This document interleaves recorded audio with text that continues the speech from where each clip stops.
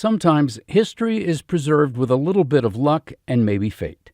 Dr. James Norris, son of Dr. Morgan Norris, shown here, tells the story of how he stumbled across a treasure trove of history of Old St. John's Baptist Church in Kilmarnock, Virginia.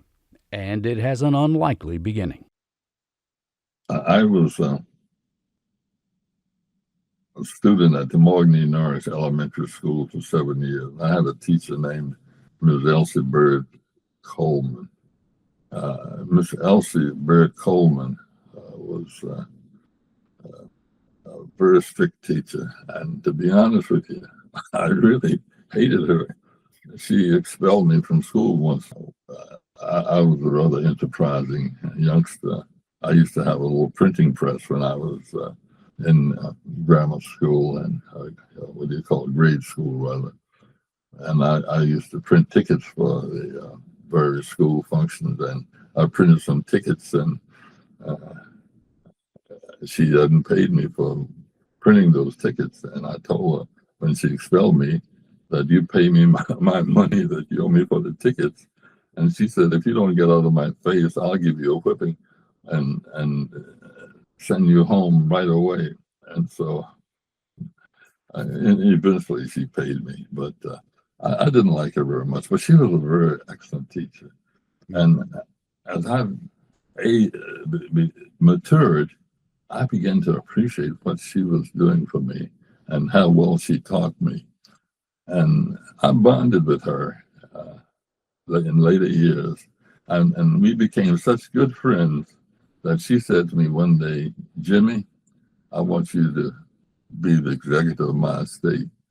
And I said, Miss Bird, I used to call her Miss Bird. I said, that's an awesome task, Miss Bird. I said, I don't know whether I should take that. She said, well, I'm telling you, you're going to take it. So I became executive of her estate. And when she died, I went down to her home and met with her heirs. And I was helping them sort through some of her belongings. And I came across this ledger book. It's a big book, a really big, long book. I've forgotten the dimensions. And it was the minutes of the old St. John's Church. I could not believe what I had found. And I asked the heirs, would they permit me to give that ledger book to at that time, it was the Mirabal Museum and Library. And if I could give it to the Mirabal Museum and Library, and they agreed. And then at the Mirabal Museum and Library, there was a remarkable lady, probably one of the smartest women I've ever met in my life. Her name is Miss Donna Hellman. And she was a volunteer there. And I don't know whether I asked her to transcribe the minutes, whether someone else asked her to do that. But she transcribed the minutes of that ledger.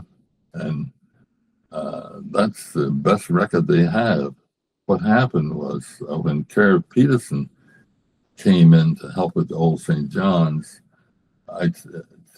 I'm not sure whether I told him or someone else told him about the minutes that were there at the now Lancaster, Virginia Historical Society. So he went there and read the minutes, and there was just a trove of material there to assist him in his genealogical research, and he refers to it in the book. But it's just a remarkable document, and ledger was actually written by Miss Bird's father, who was named Spencer Penn, and Spencer Penn was the secretary for the Old St. John's Baptist Church, and he had a very beautiful handwriting, and somehow that book has been lost. We've not been able to find it. Oh, remarkable historical document. yeah, I would say. But at least it was transcribed, right? It was transcribed, and we owe a debt of gratitude to. And if you had not been the executor of her estate, it probably would have been lost. Probably been thrown out. Yes, Yeah. yes.